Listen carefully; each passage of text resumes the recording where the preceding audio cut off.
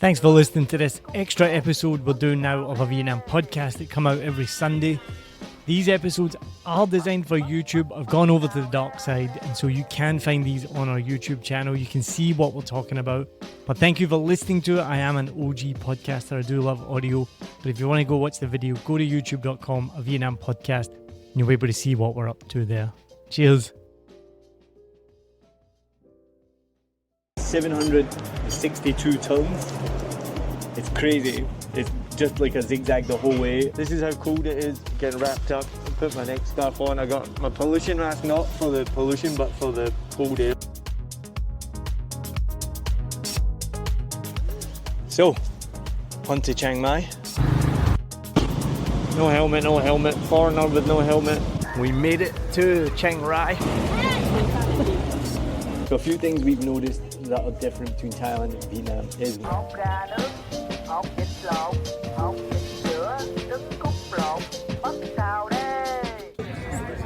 Day 3 here in Pai. We're at another sunset spot called Two Huts, and we read that it gets a little bit busy, but not too crowded. I read a review that it was busy. And it's absolutely crazy. And every tourist in Pai is here. Yeah, I think so. And the sunset is even better than last night, which last night was epic. I don't even know how this could be better, but it's pretty much better, right? For the view. So we haven't done many videos today. Been a bit of a work day actually. It was a bit of a relaxation day. We didn't do any trips or anything. And then I had a podcast emergency, which you're probably thinking, like, how do you have a podcast emergency? I had a podcast emergency today, so I had to do quite a bit of work. So that's alright, because we didn't have much planned, so we just chilled out. Been a few coffee shops, been a digital nomad, and now we're finished for the day. We're here for sunset. We're maybe going to go for a massage finally tonight. Check out the town again, have some food for sure. The food is so good. The night market has just so much food, and we haven't even eaten half of it. No, we've probably had nearly half of it now. I'm not sure that you could eat. There's so much food there. There is so much food. What's been your favourite food so far at the night market? I can't remember. We had a tea leaf salad last night, which was pretty epic. That was amazing. Tea leaf salad is from Burma. We've had that when we went to Burma or Myanmar, whatever you call it. Myanmar? We'll go with Myanmar. And it's really, really good, the tea leaf salad, and they had one of them here, and that was really, really good. If you ever come across a tea leaf salad, I would recommend that. So look at the sunset right now. And as you can see, everyone else agrees that it's a really good sunset. Apart from those that are facing the other way. Like? The guys playing football. Oh. Most people are facing the right way. I think this might be the most epic sunset we've seen so far. In life? No, on this trip, but maybe in life. It's pretty good. This is I don't think we've amazing. stayed this long, which helps. You gotta wait for the after effects. So one of the things we've noticed, we've known photographers, if you're going to do a sunset photograph, the best actual views are about an hour to 2 hours after the sun sets, and everyone makes this mistake. We do it as well, where they're like, oh, sunset's at 6:02, so let's go for 6:02, and then the sun sets, and you're like, alright, bye! And then, what's the time now? 6:40? So it's about 20-40 minutes after. Well, the sun dipped over the mountain and then obviously hit the horizon at 6:15. It's been 25 minutes since actually and it just keeps getting better and better. I look away for a second, then I look up and I'm like, whoa, it's changed! It's so much better. And then the video right now and the camera cannot get how stunning this is. I don't know, we've done a lot of stunning sunsets over the years. Of course, yeah. And this one's beautiful. Yeah. You never get bored of them. It's so weird that something that happens every single day. That's what I always say to you. We as humans are the sun rises and sets every day. But on holiday especially, it's what are we doing for sunrise? What are we doing for sunset? Even in Saigon though, because we've got a nice view of the sunset. The sunset is pretty stunning. It sets every day. Yeah. Even in Saigon. No, but it's stunning. But I think as well there is something about the sunset in Southeast Asia, because I remember our first trip to Bangkok and the sun setting at the end of a street and just looking and the sky was bright red. I don't think that's the same in every area of the world. You think it is? Well, we did go to El Paso a couple of years ago and the sunset there was stunning as well. The sun does set beautifully in most places in the world. not As long Glasgow. as you have a view of the sky. We're not Glasgow because it's cloudy the whole time. So That's true. you Maybe never that's see why us. you appreciate Maybe it that's more. why I appreciate it because I'm not used to having the I mean, to be sunset fair, in Glasgow. there's not one single wisp of a cloud in the sky tonight. It's actually, last night at the canyon there was wisps. There's nothing in the No. sky like at all. It's like the clearest sky. It's really clear. And the other best place everything. the other best place in the world for sunset, as you know, is my favourite place in the world. It's Western Australia. Khao Sai number 4. Number 4. We're at the night market. There's a little stall with quite a few options. I didn't really look that carefully, but they've got tables right in front of the 7-Eleven. We've been eyeing this up for 3 days now. And as we were driving by, I was like, let's just do it. Like, last chance. And it looks fucking delicious. It's 50 baht, which is about $1.75. Got all the fixings, the onions, No, you love this. This is the 7-Eleven. Every night is packed. Just with people everywhere. Is it good? It looks good. yeah. It's really good. Yeah. Is it better than the first one we had? The first one's so long ago, I don't really remember, but it's definitely better. And 2 More and in 3. line with our expectations of the last couple. Oh, thank you. It's day 7 in Thailand. We are now driving back from Pai to Chiang Mai, then jumping on a bus to Chiang Rai. We upgraded our bike. That last one, told you, it wasn't really a lemon, it just had the power of a lemon. Oh my god, first gear doesn't even do much. We were at 25 kilometers an hour, now we're about 17. Oh my god, come on. Yes. Go, go, go, go. We're getting a hot drink because it's A hot Thai milk tea. cold. The drive on the way here, I think we told you, so it's 762 tons. It's crazy. It's just like a zigzag the whole way, and then on the way here, where we are now in the middle of the mountains, there's a couple of Porsches just showing up. They're really nice. Whoa, a couple. Whoa, wait. There's 5. There's like 5 Different Porsches. colors. Hold on. Go film that. What is going on? There's like, I've never seen this many Porsches in one place. There's 6 of them. That's so fun. So it's a crazy drive. And then as we showed you, the bike we had on the way here was a bit of a lemon. I had the power of a lemon. Pro tip: 2 people get a 150 minimum. Yeah. So A 125 just didn't cut it with the turns and the hills, and the inclines. yeah, so that's the other thing. It's not just the zigzags. It's zigzags on hills, going up and down. Like this whole journey, we've been going for about an hour so far out of 128 kilometers. We're only like 30 kilometers in. Yeah, We're which means we need cold. to. I know, we're cold. up We had the to pace. stop for a hot Thai milk tea. Delicious. I know we're in Thailand, so it's just a milk tea, but all the menus do say Thai milk tea. I passed it, I was saying earlier, I was like, it says Thai milk tea. So, Is it because it's Thai tea? yeah, I think so, because it's like different. Anyway, it's been cold. Pai has been amazing. But this trip here is so beautiful, so stunning. We've not done any videos because it's so cold. We're all wrapped up with masks on and scarves. But yeah, so this morning we swapped our bike.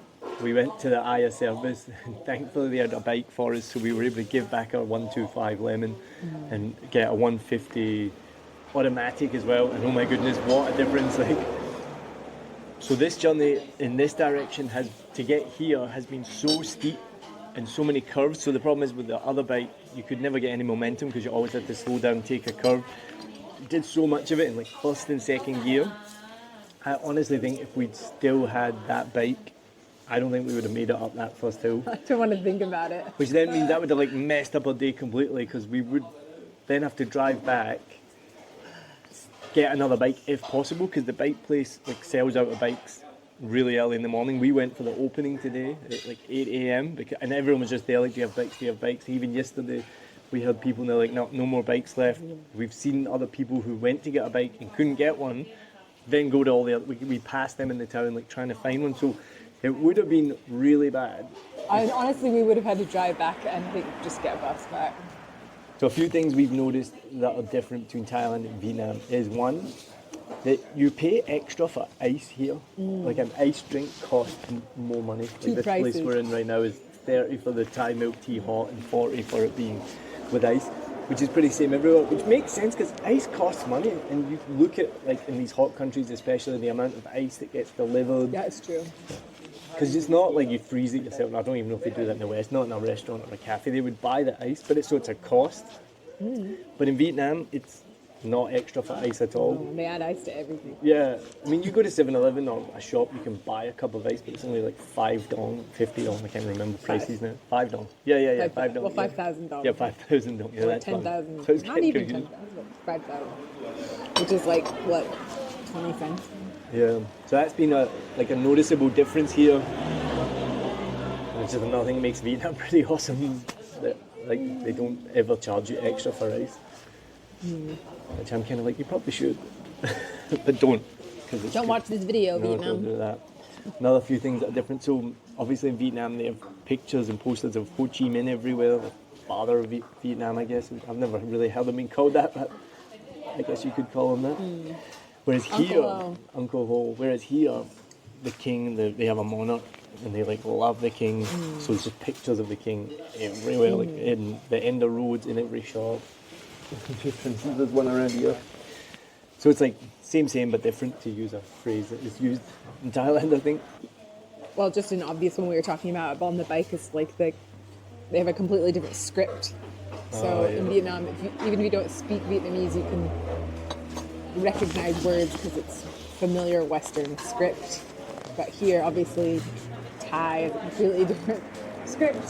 So I don't know if long-term expats can recognize Thai words, but for us, it's really hard to, unless it's in English or in English writing.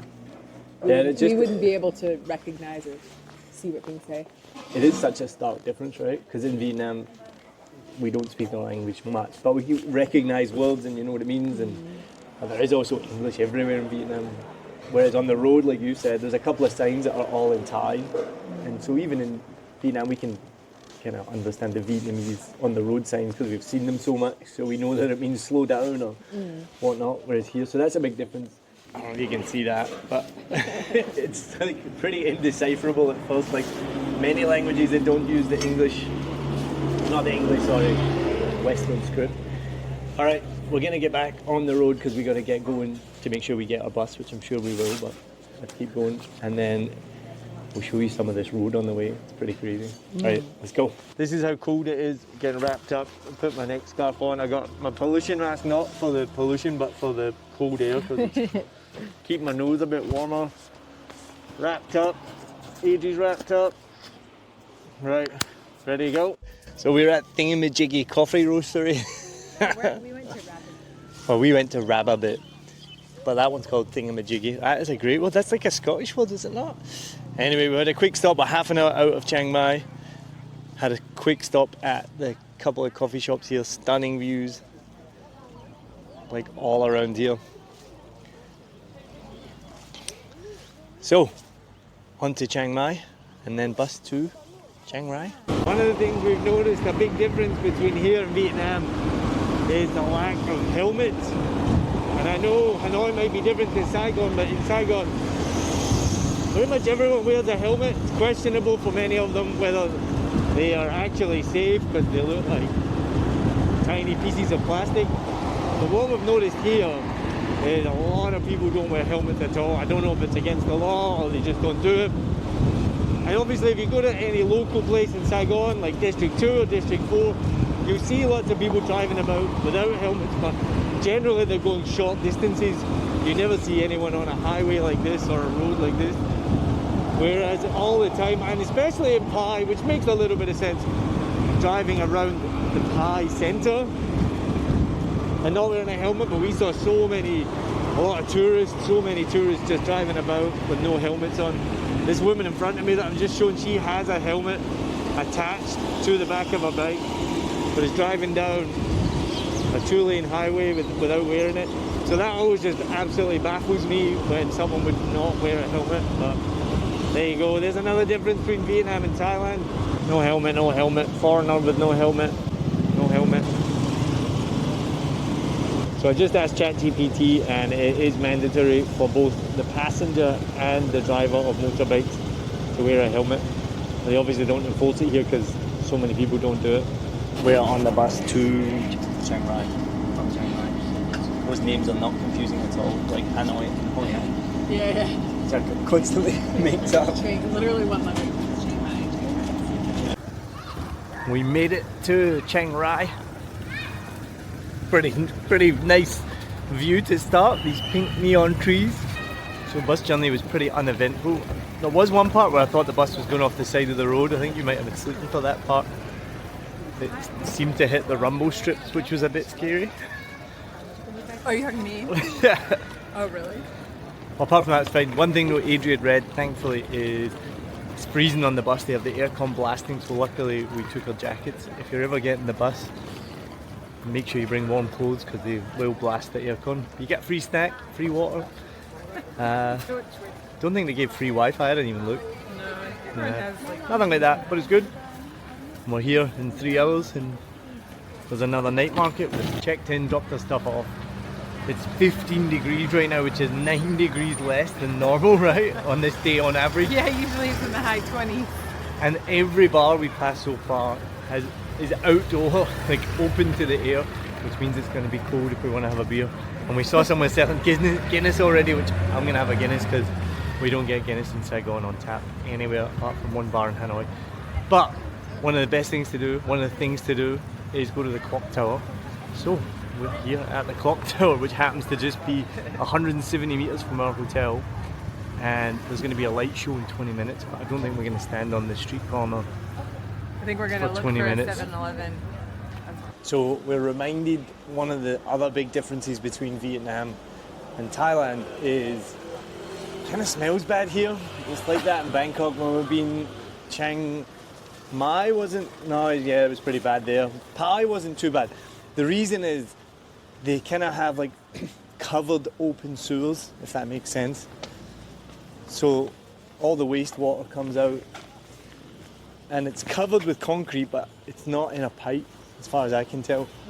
So you can smell it, so you often get these wafts of putrid smell, which is disgusting. And unless you're in Saigon, unless you're like behind a dump truck or you're next to a dumpster, it generally doesn't smell in Saigon, I don't think. Right? No, not the way it does in Thailand. No, yeah, that's what I mean. Not like sewage. Yeah, and it kind of smells like sewage here, so here's another plus for Vietnam. It's not a competition, or is it? No, we just know Vietnam. It's not a competition because Vietnam's better, of course.